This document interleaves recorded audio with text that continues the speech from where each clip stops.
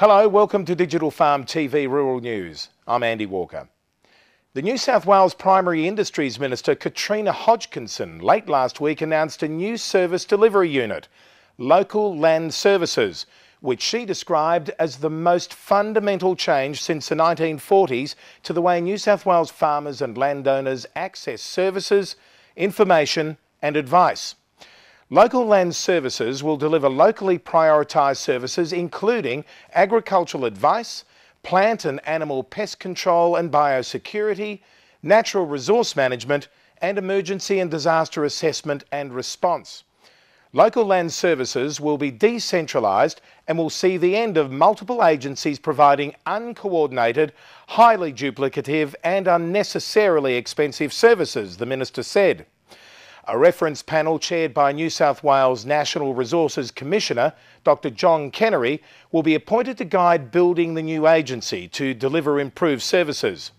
Executive Director of the Australian Farm Institute, Mick Keogh, will work alongside Dr Kennery on the project. Allergy-free milk could soon be a reality after a group of clever Kiwi scientists successfully produced hypoallergenic milk by using a genetically modified cow. In a world-first breakthrough, New Zealand's largest research institute, Ag Research, has bred the world's first cow able to produce high-protein milk with reduced amounts of beta-lactoglobulin, a whey component known to cause an allergic reaction. The Institute's research director, Dr Warren McNabb, described the advance as a very significant result. Further studies on the milk were needed before it could be tasted by humans, but McNabb said it could eventually be produced commercially and marketed as a low-allergy product. If the milk was to be hypoallergenic, then consumers had to get over the hurdle of social acceptance of this type of biotechnology before it could be applied to the national herd.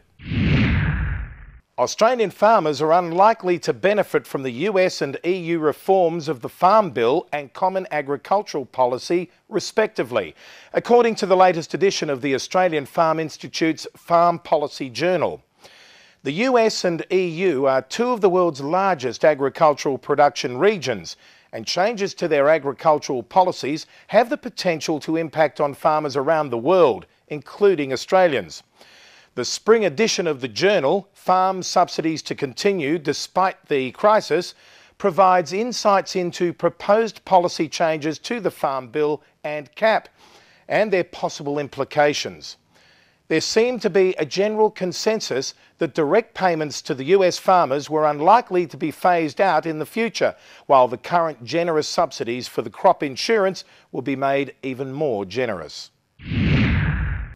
Northern Territory Minister for Primary Industry and Fisheries, William Westra van Holth, has announced a renewed industry focus on the livestock export market to Vietnam. Mr Westra van Holth said further developing livestock export markets was an important step in ensuring the sustainability of the Territory's pastoral sector. He said that during the next 2 to 3 years, Vietnam could develop into a significant export market for more than 10,000 head of cattle a year, making it second only to Indonesia. It was fantastic news that the Territory had tapped into a new market that saw 1,500 head of cattle, valued at around $1.5 million, leave for Vietnam last week, he said. Last week's shipment built on a shipment of 945 cattle in September, and a third shipment of 1,500 head was expected before the end of the year. Growers with high numbers of snails in their grain this coming harvest should take steps to minimise numbers of the damaging pest in next year's crop. Producers may also need to clean grain, which could be rejected if more than half a dead or one live snail was found in a 0.5 litre wheat sample or a 200-gram pulse sample.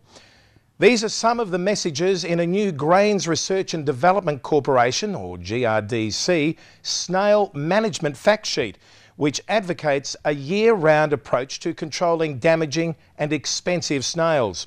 Western Australian Department of Agriculture entomologist Svetlana Misic, who helped compile the fact sheet, said identifying snail species and monitoring numbers before harvest and before and after control operations were essential for making appropriate management decisions.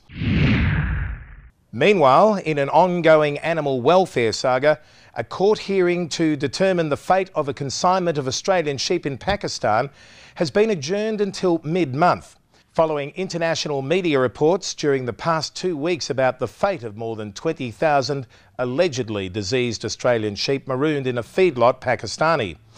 More than 7,000 sheep were slaughtered, with some buried alive and others clubbed to death before a court order to protect them took effect. Beef Central website has reported that the Pakistani Sindh High Court was considering whether to overturn a government order to slaughter the sheep and was waiting for the results of independent blood tests from the UK before it made its decision. Finally this week, an outbreak of tuberculosis in rural Gloucestershire has prompted a call for British farmers to shoot the animals in order to prevent the spread of the disease through herds of cattle. It has been suggested that the strain of TB currently infecting the nation's badgers is transmissible to cows. With 24% of farms in southwest England affected, many fear their livestock are in danger. The Gloucestershire Badger Cull is a trial program by the UK National Farmers Union in response to the perceived lack of government action in combating the issue of bovine TB. Vice President of the union, Adam Quinney, said farmers were promised a vaccine more than 20 years ago. He said that the Badger Cull was the best solution following decades of inaction. Well, that's it for Digital Farm TV Rural News this week. I'm Andy Walker. Look forward to your company next week.